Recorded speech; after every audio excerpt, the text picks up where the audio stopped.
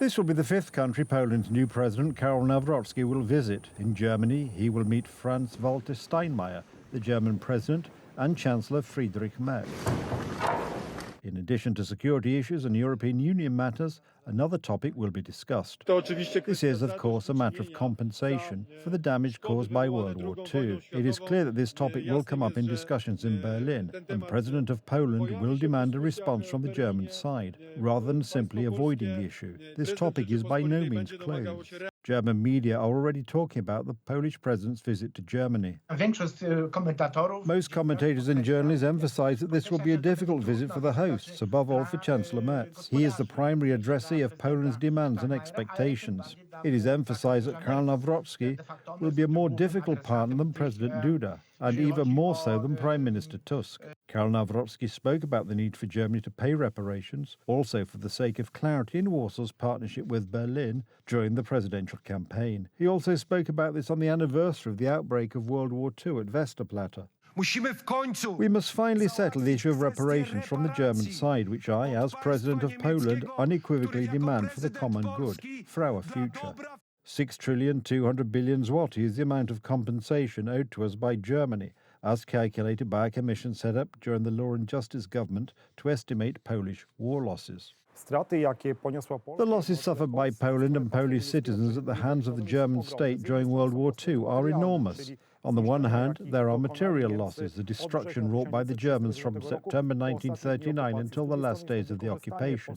On the other hand, there is the exploitation of the potential of Polish industry, everything that could have worked for the Polish state, and this resource was used by the German state. On top of that, of course, there are the human losses. The Germans believe that Poland waived reparations in 1953. During the communist regime, specifically under Beirut, under pressure from the USSR, a statement was issued regarding the absence of claims against the German Democratic Republic, which did not have the formal binding nature of an international treaty. At the moment, we are presenting losses that may be calculated. The German state needs to face up to this because it is high time. Of course, it was difficult to raise this issue with West Germany and the Polish People's Republic at a time when Polish international policy was practically entirely conducted from Moscow. But today, when we have a sovereign state, it is only natural that this issue must finally be resolved. Nevertheless, Knut Abraham, Germany's coordinator for German-Polish cooperation, stated that the issue of reparations is now closed and that a modern interpretation of this issue is needed, proposing instead investments in Poland's security.